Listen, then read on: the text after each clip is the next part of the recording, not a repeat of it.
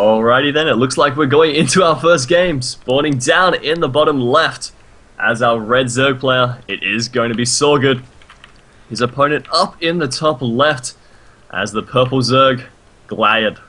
Now, let's just see, Glad is from University of Chicago, while Sorgood from University of Washington, and obviously being a fairly prominent player amongst their lineup. Indeed, indeed. Glad, for what I know from past seasons, he's actually been a really good player, big representation for Chicago. On the other side, Sorgood, definitely a player for Washington who, over the past weeks, has played fairly good.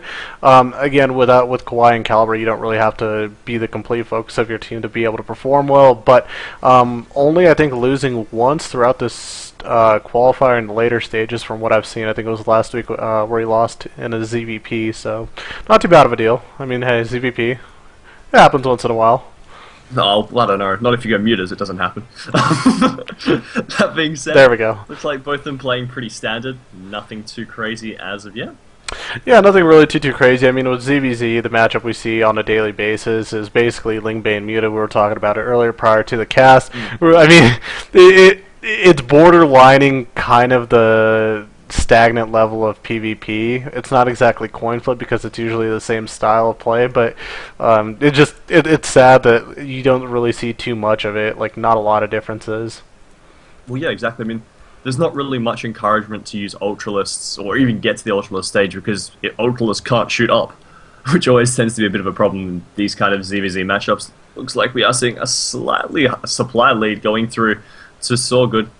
Glad trying to catch up though, just as that hatch finishes, obviously.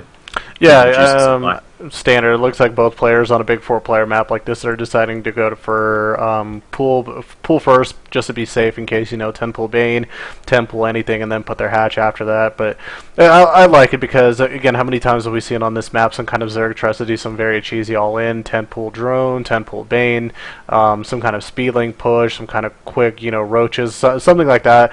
Because on a map like this size, you're not really expecting an opponent to get over to your base that fast, but if a timing attack with a lot of strength hits, I mean, it could do a lot of damage if not carefully handled. Definitely. But I'm kind of nervous about these spawns, to be honest, because since they are close by air, and I suppose close by north and south, it does make that Mutalisk harass so much more likely just because you can try and... There's a lot of dead area over the back of the bases that you're trying to cover and basically get control of, as well as just the front door. Mm-hmm. Well, I mean, with Star Station, it's kind of one of those maps, again, I'll be honest, I'm not a huge fan of. I think it's a little bit too widely made. There's a little bit too much airspace on the back, where, especially for Terran, that gives them a very big advantage. On the other side, First lane goes down, but let's get a scout. Yeah, with Mutas, it's even worse, almost, I guess, if you want to call it that. They could just fly in and get on out of there fairly quick. Queen slowly trying to pick off a drone, but it looks as though the Queen, even with its speed boost a long time ago, still not able to catch it. One drone just kind of AFKing over at the hatch. Yeah, nothing too big. Guys, reminder that we are sponsored by Raid Call, Group ID Channel 101. Be sure to join us in Raid Call. Very awesome interactive speaking program that you guys, team speaking, I guess, if you want to call it that. You guys can join in on that. We're in Group Channel ID 111, chilling in the lounge. So if you guys got any questions for us and everything else going on, do not be shy. We will not bite. We're only CSL casters. John might bite, man. Yeah. John, you might seduce him with your accent. Like, do you know where I'm from? Do you know where I'm from? Coming from Australia, you kind of have to fight, otherwise. Like, I'm coming from Australia, so just you got. You got to utilize it, man. Looks like both players are going to go into banelings right now, and I mean that's again very standard. We talk about that with ZVZ, nothing really too out of the ordinary. What I do like right now from Glad, he is grabbing his third and fourth gas, or I mean his second and his third gas. So that means he's going to probably start investing a little bit heavier into his lair tech, and as we see, already starting that right now. So. I mean, it's not like it just sucks with ZVZ. There's nothing that you could like really hide too often right now in this matchup. Yeah. What's kind of interesting to note is Glad is currently ahead on about 5 drones, and he has been ahead for about 2 or 3, but slowly this is starting to snowball. As we can see, he's now gone up to 41, while Sorgood's still sitting on 32. Now that is going to start to kick in heavily in a matter of moments, unless some kind of aggression or some kind of forced lings aren't being made. Yeah, I mean, There's not really too much on the map, I think, though. Like, you look at Zoggood, he's only got, like, a little bit out on the map. He is producing, popping a few lings, but I don't think that's enough to make, like, a huge difference. Queens and a couple spines should be alone to defend right now. I think both players are realizing that they're most likely just going to go into mutas. On a map like this, either you hit a really heavy ling baneling attack, or you probably want to go into your mutas. And look at it right now. This is actually interesting. Zoggood might be going for a third. It could be. Wow, I think he might take a really quick third, man. That's kind of a little bit risky, especially with not a lot of link support, not with a lot of spires. But the drone's just kind of following the queen right now at the moment. Won't let go of its mom, man. He could just use it straight up for the gas and just go for the gas excisors and not try and saturate it too much just for that risk and allow him to increase his meter production. Ah, an Overseer on the way. That's kind of interesting. Yeah, I like that. I mean, again, it's not too much of a shock or what we're probably going to see out of both players, but looking at it, it still gives you a little bit of scouting information as well. Who knows, burrow movement, anything like that really helps out with it. That's the only worry with that is if you lose the Overseer, if you try to scout out, again, that is supply. So if you lose that and it somehow affects your game, then that's kind of on your fault.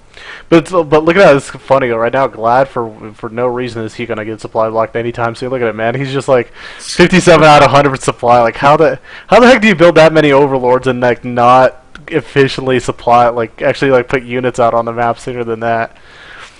I guess he must have been I could just see Glad being like a Zerg coach right now. He's just like, okay, you know how you don't supply block yourself? You build 10 Overlords. You put 10 of those out, you'll never get supply block. Trust me. If you get supply block somehow with that, then I don't know what to do with you. 8 mutas going up against 6. 8 mutas currently queued up as opposed to the 6. Both going for that armor upgrade. Now it has been corrected up to 8. That being said, a lot more lings coming in to support. Both of them have taken that additional third base, and like I said, just using the gas out of those to enhance their meter production. Yeah. Now, what do you think about Washington, man? Do you think, I mean, they're one of the biggest powerhouses. Washington has some amazing players, man. Do you think they're going to be finally be able to break it through in this qualifier? Do you think they have a chance? I would be very surprised if they didn't. Well, that's what we said last time. Like, I mean, all of us, like Dan, myself, Chris, we're all sitting on our little collegiate game day, man. Qualifier number 2, we're just like, who's gonna take it? Everybody's like Washington, unanimous, and then they just lose 0-3 to Georgia Tech, man. So who knows? Hopefully, they actually are able to turn it around now. Georgia's been really strong too, though. That's kind of like losing to Georgia is what would be considered. It's not like they've thrown the games by any stretch of the imagination. They've just gone up against a really strong opponent, also. What's the muta count currently at? 14 to 13. So it's just whoever gets that first Glade Worm attack off, basically. Yeah, no workers killed, nothing like that. Just now supply block, yep, for Saga, unfortunately. And Glade's probably sitting there back in his mind going, bet he wished he made those. I know, I bet he made those 10 Overlords. Haha, joke's on you, man. They called me crazy, but who's the crazy one now? I know, right? It's like the stupid crap that you see like in games and stuff like that. You're like, typically that builder won't work unless you play like a diamond or something like that. That's not gonna work against masters. And then like the player you play against is like a GM and he makes a mistake. The build order wins. You're like, ha! Look at me now. Like, what now? Yeah. Oh, he is taking a 4th base. This is a little bit risky. I mean, he has cleared up all the Overlords, so it's very difficult to get that scouting information for Solgood as he tries to press on there. I don't know if he's going to deny the creep spread, but does clean up at least a large portion of lings. And this is kind of a little bit scary right now for Solgood. He might have mutas out on the map, but there's also a huge ling force down on the low ground. At this point, he could actually maybe engage muta versus muta and try to put the lings under to clave, or at least utilize the lings to go do run-bys in the main and the naturals. So, I mean, they do have a little bit of options, but looks like both players are going to start up with their 2 carapace for their flyers. I like this decision again. It's actually for those that don't play a lot of StarCraft, don't play a lot of ZVZ, it's actually more worth it to get your armor upgrade in a ZVZ matchup versus your attack. That way you could actually soak up more damage, which has a little bit extra effect if you want to consider it. And oh, nice catch right there with the mutas by Glad right there. Catching some of those trying to run by right now. The muta count sitting at 27 in favor of Solgood right now to 26 of Glad, but you know, that's not a huge difference or enough to make a difference, and especially with lings under them and some of the splash and some of the claves coming on through, I feel as though, oh man, Solgood, gotta be careful! Solgood! Oh my god, don't do that, man, come on. What are you doing? He was behind by about 5 or so mutas. Now he's going to be worried to lose that extra supply. Ooh, catches a whole handful of mutas off guard. Now the rest of them are being pulled back, but this should have slipped it into Glade's favor as Glade just bursting them down. More reinforcing mutas coming from every angle. Some Lings now flying in. They're all going to catch some Glades. Not going to be enough though. And I'm pretty sure this is the end for Sorgood. How is he going to come back? Yeah, this is actually really rough at this point. I mean, 6th additional mutas already on the way for Glad after he was recovered. He's got the 4th base with those 7th and 8th gases saturated. 23 mutas to 4 out on the map, and now with that huge Ling force and the additional mutas, he could basically just overwhelm anything and any type of defense that basically Saga could put out. This is just way too much. This is that point in ZVZ where just you can outmuscle your opponent no matter what you do. Yeah, exactly. And we are seeing Glade obviously did go for that additional 4th base just to mine the gas from, which I think has allowed him to keep those muta numbers a little bit higher, I suppose, than his opponent. So he moves on over to the base, does take out and obviously remove the first Spore Crawler. But the mutas from Sorgood trying to pick their place to fight, trying to get it over one of the other remaining Spore Crawlers, but doesn't look like it's going to be the case. Yeah, no, I mean, even with the Spore Crawler and the Queens alone, it's just not enough. There's just way too much muta, way too much splash damage. I mean, even if you want, he could bring the Lings over at this point and also help out Harass, but at this point they're just sitting back trying to defend. And that's going to wrap it up for game number 1, man. GG coming out from University of Washington. Chicago taking a 1-0 lead, man. Good stuff. Yeah, I don't know, I feel kind of somewhat underwhelmed because obviously these are two pretty amazing players. And for it to boil down to who has the extra muta, it's kind of sad. Yeah, it's just sometimes how the cookie crumbles, unfortunately.